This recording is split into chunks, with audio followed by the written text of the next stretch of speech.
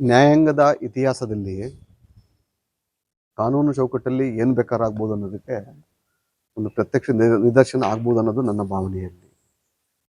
ಪ್ರಜ್ವಲ್ ರೇವಣ್ಣನ ಪ್ರಕರಣದಲ್ಲಿ ತಳ ನ್ಯಾಯಾಲಯ ನೀಡಿದಂಥ ಅಂದರೆ ವಿಚಾರಣಾ ನ್ಯಾಯಾಲಯ ನೀಡಿದಂಥ ತೀರ್ಪು ಕೆಲವು ತಾಂತ್ರಿಕ ದೋಷಗಳು ಮತ್ತು ಸಾಕ್ಷಿಗಳ ವಿಚಾರಣೆಯ ಕೆಲವು ಸನ್ನಿವೇಶಗಳನ್ನು ಅವಲೋಕನ ಮಾಡಿದಾಗ ಇದು ಕೆಲವು ಲೋಪದೋಷಗಳು ಕಂಡುಬಂದಿರೋದು ಸ್ಪಷ್ಟವಾಗಿದೆ. ಅಲ್ಲಿ ಅದನ್ನೇ ಅಸ್ತ್ರವಾಗಿಟ್ಟುಕೊಂಡಂಥ ಪ್ರಜ್ವಲ್ ರೇವಣ್ಣನ ವಕೀಲರು ಅದರ ಮೇಲೆ ಸುದೀರ್ಘವಾದ ವಾದವನ್ನು ಮಂಡಿಸಿರೋದು ಕೂಡ ನಾವು ಕಣ್ಣಾರೆ ನೋಡಿದ್ದೀವಿ. ಇಲ್ಲಿ ಅದೇ ರೀತಿ ಕೆಲವು ಪ್ರಕರಣಗಳಲ್ಲಿ ಪ್ರಜ್ವಲ್ ರೇವಣ್ಣ ಮೇಲೆ ಇರುವಂಥ ಇನ್ನು ಕೆಲವು ಪ್ರಕರಣಗಳಲ್ಲಿ ಈಗಾಗಲೇ ಸುಪ್ರೀಂ ಕೋರ್ಟ್ನಲ್ಲೂ ಕೂಡ ಅವರು ಮೇಲ್ಮನವಿಯನ್ನು ಕೂಡ ಸಲ್ಲಿಸಿದ್ದಾರೆ. ಅಂದರೆ ಇಲ್ಲಿ ವಿಚಾರಣಾ ನ್ಯಾಯಾಲಯ ಈಗಾಗಲೇ ಒಂದು ಪ್ರಕರಣದಲ್ಲಿ ಆತನಿಗೆ ಜೀವಿತಾವಧಿ ಶಿಕ್ಷೆಯನ್ನು ಕೊಟ್ಟಿದೆ ಅಲ್ಲಿ.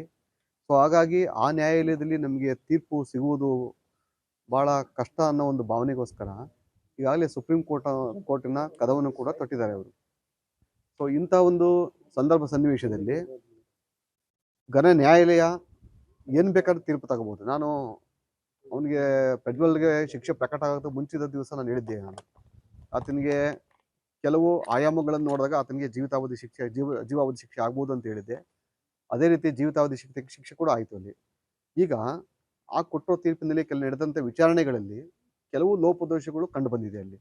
ಸೊ ಅದನ್ನು ಹೈಲೈಟ್ ಮಾಡಿ ಅವರ ವಕೀಲರು ಈಗ ಸುದೀರ್ಘವಾದ ವಾದವನ್ನು ಮಂಡನೆಯನ್ನು ಕೂಡ ಮಾನ್ಯ ಕರ್ನಾಟಕ ಉಚ್ಚ ನ್ಯಾಯಾಲಯಕ್ಕೆ ಸಲ್ಲಿಸಿದ್ದಾರೆ. ಅಲ್ಲಿ ಘನ ನ್ಯಾಯಾಲಯ ಅದ್ರ ಮೇಲೆ ಬೆಳಕು ಚೆಲ್ತದೋ ಇಲ್ಲ ಹಿಂದೆ ಕೊಟ್ಟಂಥ ಶಿಕ್ಷೆ ಪ್ರಕಟವನ್ನು ಕೈಗೆತ್ತದಲ್ಲಿ ನಾವು ಭಾಳ ಸುದೀರ್ಘವಾಗಿ ಆಲೋಚನೆ ಮಾಡಿ ನೋಡಿದಾಗ ಅಲ್ಲಿ ನಮಗೆ ಸ್ಪಷ್ಟವಾಗಿರೋದೇನು ಅಂತ ಅಂದರೆ ಕೆಲವು ತಾಂತ್ರಿಕ ದೋಷಗಳು, ವಿಚಾರಣೆಯ ಸಂದರ್ಭದಲ್ಲಿ ಮಾಡಬೇಕಾದಂಥ ಮರುಪ್ರಶ್ನೆಗಳನ್ನು, ಹಲವಾರು ನ್ಯೂನತೆಗಳು ಈಗ ಕಂಡು ಬಂದಿದೆ ಅಲ್ಲಿ.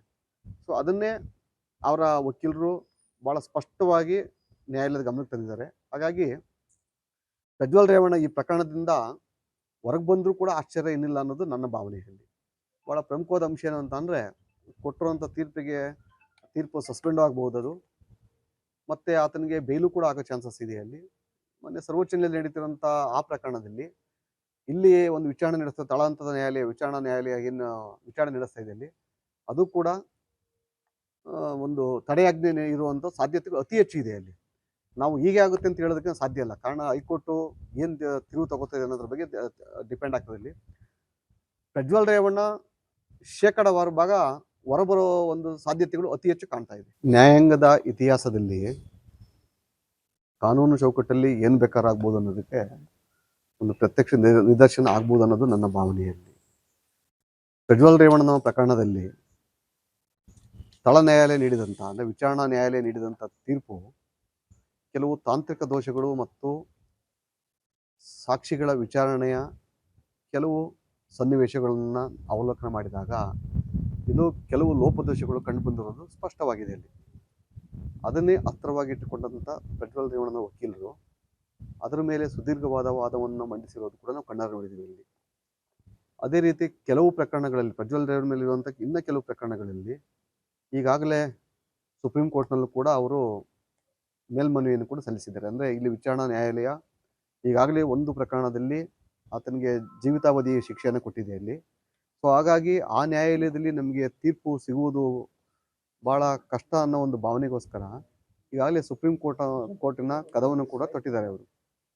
ಸೊ ಇಂಥ ಒಂದು ಸಂದರ್ಭ ಸನ್ನಿವೇಶದಲ್ಲಿ ಘನ ನ್ಯಾಯಾಲಯ ಏನು ಬೇಕಾದ್ರೂ ತೀರ್ಪು ತಗೋಬೋದು. ನಾನು ಅವನಿಗೆ ಪ್ರಜ್ವಲ್ಗೆ ಶಿಕ್ಷೆ ಪ್ರಕಟ ಆಗೋದು ಮುಂಚಿದ ದಿವಸ ನಾನು ಹೇಳಿದ್ದೆ.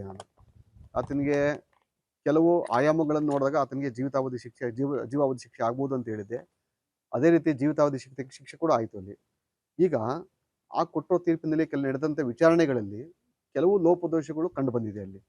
ಸೊ ಅದನ್ನು ಹೈಲೈಟ್ ಮಾಡಿ ಅವರ ವಕೀಲರು ಈಗ ಸುದೀರ್ಘವಾದ ವಾದವನ್ನು ಮಂಡನೆಯನ್ನು ಕೂಡ ಮಾನ್ಯ ಕರ್ನಾಟಕ ಉಚ್ಚ ನ್ಯಾಯಾಲಯಕ್ಕೆ ಸಲ್ಲಿಸಿದ್ದಾರೆ. ಅಲ್ಲಿ ಘನ ನ್ಯಾಯಾಲಯ ಅದ್ರ ಮೇಲೆ ಬೆಳಕು ಚೆಲ್ತದೋ ಇಲ್ಲ ಹಿಂದೆ ಕೊಟ್ಟಂಥ ಶಿಕ್ಷೆ ಪ್ರಕಟವನ್ನು ಕೈಗೆತ್ತದಲ್ಲಿ ನಾವು ಭಾಳ ಸುದೀರ್ಘವಾಗಿ ಆಲೋಚನೆ ಮಾಡಿ ನೋಡಿದಾಗ ಅಲ್ಲಿ ನಮಗೆ ಸ್ಪಷ್ಟವಾಗಿರೋದೇನು ಅಂತ ಅಂದರೆ ಕೆಲವು ತಾಂತ್ರಿಕ ದೋಷಗಳು, ವಿಚಾರಣೆಯ ಸಂದರ್ಭದಲ್ಲಿ ಮಾಡಬೇಕಾದಂಥ ಮರುಪ್ರಶ್ನೆಗಳನ್ನು, ಹಲವಾರು ನ್ಯೂನತೆಗಳು ಈಗ ಕಂಡು ಬಂದಿದೆ ಅಲ್ಲಿ. ಸೊ ಅದನ್ನೇ ಅವರ ವಕೀಲರು ಭಾಳ ಸ್ಪಷ್ಟವಾಗಿ ನ್ಯಾಯಾಲಯದ ಗಮನಕ್ಕೆ ತಂದಿದ್ದಾರೆ. ಹಾಗಾಗಿ ಪ್ರಜ್ವಲ್ ರೇವಣ್ಣ ಈ ಪ್ರಕರಣದಿಂದ ಹೊರಗೆ ಬಂದರೂ ಕೂಡ ಆಶ್ಚರ್ಯ ಏನಿಲ್ಲ ಅನ್ನೋದು ನನ್ನ ಭಾವನೆ ಇಲ್ಲಿ.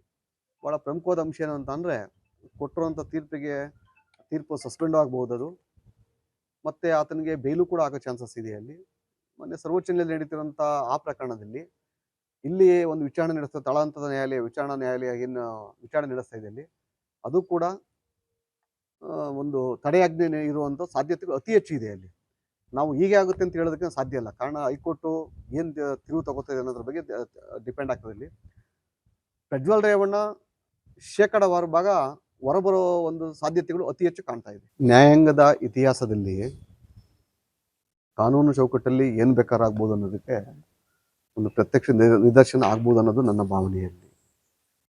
ಪ್ರಜ್ವಲ್ ರೇವಣ್ಣನ ಪ್ರಕರಣದಲ್ಲಿ ತಳ ನ್ಯಾಯಾಲಯ ನೀಡಿದಂಥ ಅಂದರೆ ವಿಚಾರಣಾ ನ್ಯಾಯಾಲಯ ನೀಡಿದಂಥ ತೀರ್ಪು ಕೆಲವು ತಾಂತ್ರಿಕ ದೋಷಗಳು ಮತ್ತು ಸಾಕ್ಷಿಗಳ ವಿಚಾರಣೆಯ ಕೆಲವು ಸನ್ನಿವೇಶಗಳನ್ನು ಅವಲೋಕನ ಮಾಡಿದಾಗ ಇನ್ನು ಕೆಲವು ಲೋಪದೋಷಗಳು ಕಂಡುಬಂದಿರೋದು ಸ್ಪಷ್ಟವಾಗಿದೆ ಅಲ್ಲಿ.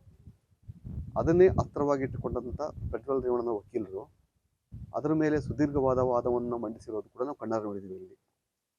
ಅದೇ ರೀತಿ ಕೆಲವು ಪ್ರಕರಣಗಳಲ್ಲಿ ಪ್ರಜ್ವಲ್ ರೇವಣ್ಣ ಮೇಲೆ ಇರುವಂಥ ಇನ್ನು ಕೆಲವು ಪ್ರಕರಣಗಳಲ್ಲಿ ಈಗಾಗಲೇ ಸುಪ್ರೀಂ ಕೋರ್ಟ್ನಲ್ಲೂ ಕೂಡ ಅವರು ಮೇಲ್ಮನವಿಯನ್ನು ಕೂಡ ಸಲ್ಲಿಸಿದ್ದಾರೆ. ಅಂದರೆ ಇಲ್ಲಿ ವಿಚಾರಣಾ ನ್ಯಾಯಾಲಯ ಈಗಾಗಲೇ ಒಂದು ಪ್ರಕರಣದಲ್ಲಿ ಆತನಿಗೆ ಜೀವಿತಾವಧಿ ಶಿಕ್ಷೆಯನ್ನು ಕೊಟ್ಟಿದೆ ಅಲ್ಲಿ. ಸೊ ಹಾಗಾಗಿ ಆ ನ್ಯಾಯಾಲಯದಲ್ಲಿ ನಮಗೆ ತೀರ್ಪು ಸಿಗುವುದು ಭಾಳ ಕಷ್ಟ ಅನ್ನೋ ಒಂದು ಭಾವನೆಗೋಸ್ಕರ ಈಗಾಗಲೇ ಸುಪ್ರೀಂ ಕೋರ್ಟಿನ ಕದವನ್ನು ಕೂಡ ತೊಟ್ಟಿದ್ದಾರೆ ಅವರು. ಸೊ ಇಂಥ ಒಂದು ಸನ್ನಿವೇಶದಲ್ಲಿ ಘನ ನ್ಯಾಯಾಲಯ ಏನು ಬೇಕಾದ್ರೂ ತೀರ್ಪು ತಗೋಬೋದು. ನಾನು ಅವನಿಗೆ ಪ್ರಜ್ವಲ್ಗೆ ಶಿಕ್ಷೆ ಪ್ರಕಟ ಆಗೋದು ಮುಂಚಿದ ದಿವಸ ನಾನು ಹೇಳಿದ್ದೆ. ಆತನಿಗೆ ಕೆಲವು ಆಯಾಮಗಳನ್ನು ನೋಡಿದಾಗ ಆತನಿಗೆ ಜೀವಾವಧಿ ಶಿಕ್ಷೆ ಆಗ್ಬೋದು ಅಂತ ಹೇಳಿದ್ದೆ. ಅದೇ ರೀತಿ ಜೀವಿತಾವಧಿ ಶಿಕ್ಷೆ ಕೂಡ ಆಯಿತು ಅಲ್ಲಿ. ಈಗ ಆ ಕೊಟ್ಟಿರೋ ತೀರ್ಪಿನಲ್ಲಿ ನಡೆದಂಥ ವಿಚಾರಣೆಗಳಲ್ಲಿ ಕೆಲವು ಲೋಪದೋಷಗಳು ಕಂಡು ಬಂದಿದೆ ಅಲ್ಲಿ. ಸೊ ಅದನ್ನು ಹೈಲೈಟ್ ಮಾಡಿ ಅವರ ವಕೀಲರು ಈಗ ಸುದೀರ್ಘವಾದ ವಾದವನ್ನು ಮಂಡನೆಯನ್ನು ಕೂಡ ಮಾನ್ಯ ಕರ್ನಾಟಕ ಉಚ್ಚ ನ್ಯಾಯಾಲಯಕ್ಕೆ ಸಲ್ಲಿಸಿದ್ದಾರೆ ಅಲ್ಲಿ. ಘನ ನ್ಯಾಯಾಲಯ ಅದ್ರ ಮೇಲೆ ಬೆಳಕು ಚೆಲ್ತದೋ ಇಲ್ಲ ಹಿಂದೆ ಕೊಟ್ಟಂಥ ಶಿಕ್ಷೆ ಪ್ರಕಟವನ್ನು ಕೈಗೆತ್ತದಲ್ಲಿ ನಾವು ಭಾಳ ಸುದೀರ್ಘವಾಗಿ ಆಲೋಚನೆ ಮಾಡಿ ನೋಡಿದಾಗ ಅಲ್ಲಿ ನಮಗೆ ಸ್ಪಷ್ಟವಾಗಿರೋದೇನು ಅಂತ ಅಂದರೆ, ಕೆಲವು ತಾಂತ್ರಿಕ ದೋಷಗಳು, ವಿಚಾರಣೆಯ ಸಂದರ್ಭದಲ್ಲಿ ಮಾಡಬೇಕಾದಂಥ ಮರು ಪ್ರಶ್ನೆಗಳನ್ನು, ಹಲವಾರು ನ್ಯೂನತೆಗಳು ಈಗ ಕಂಡು ಬಂದಿದೆ ಅಲ್ಲಿ. ಸೊ ಅದನ್ನೇ ಅವರ ವಕೀಲರು ಭಾಳ ಸ್ಪಷ್ಟವಾಗಿ ನ್ಯಾಯಾಲಯದ ಗಮನಕ್ಕೆ ತಂದಿದ್ದಾರೆ. ಹಾಗಾಗಿ ಪ್ರಜ್ವಲ್ ರೇವಣ್ಣ ಈ ಪ್ರಕರಣದಿಂದ ಹೊರಗೆ ಬಂದರೂ ಕೂಡ ಆಶ್ಚರ್ಯ ಏನಿಲ್ಲ ಅನ್ನೋದು ನನ್ನ ಭಾವನೆಯಲ್ಲಿ. ಭಾಳ ಪ್ರಮುಖವಾದ ಅಂಶ ಏನು ಅಂತ ಅಂದರೆ, ಕೊಟ್ಟಿರುವಂಥ ತೀರ್ಪು ಸಸ್ಪೆಂಡ್ ಆಗ್ಬೋದು ಅದು, ಮತ್ತು ಆತನಿಗೆ ಬೇಲು ಕೂಡ ಆಗೋ ಚಾನ್ಸಸ್ ಇದೆ ಅಲ್ಲಿ. ಮೊನ್ನೆ ಸರ್ವೋಚ್ಚ ನ್ಯಾಯಾಲಯದಲ್ಲಿ ನಡೀತಿರೋಂಥ ಆ ಪ್ರಕರಣದಲ್ಲಿ ಇಲ್ಲಿ ಒಂದು ವಿಚಾರಣೆ ನಡೆಸ್ತಾ ತಳಹಂತದ ವಿಚಾರಣಾ ನ್ಯಾಯಾಲಯ ಏನು ವಿಚಾರಣೆ ನಡೆಸ್ತಾ ಇದೆ ಅಲ್ಲಿ, ಅದು ಕೂಡ ಒಂದು ತಡೆಯಾಜ್ಞೆ ಇರುವಂಥ ಸಾಧ್ಯತೆಗಳು ಅತಿ ಹೆಚ್ಚು ಇದೆ ಅಲ್ಲಿ. ನಾವು ಹೀಗೆ ಆಗುತ್ತೆ ಅಂತ ಹೇಳೋದಕ್ಕೆ ಸಾಧ್ಯ ಇಲ್ಲ. ಕಾರಣ ಹೈಕೋರ್ಟು ಏನು ತಿರುವು ತಗೋತಿದೆ ಅನ್ನೋದ್ರ ಬಗ್ಗೆ ಡಿಪೆಂಡ್ ಆಗ್ತದೆ ಇಲ್ಲಿ. ಪ್ರಜ್ವಲ್ ರೇವಣ್ಣ ಶೇಕಡಾವಾರು ಭಾಗ ಹೊರಬರೋ ಒಂದು ಸಾಧ್ಯತೆಗಳು ಅತಿ ಹೆಚ್ಚು ಕಾಣ್ತಾ ಇದೆ.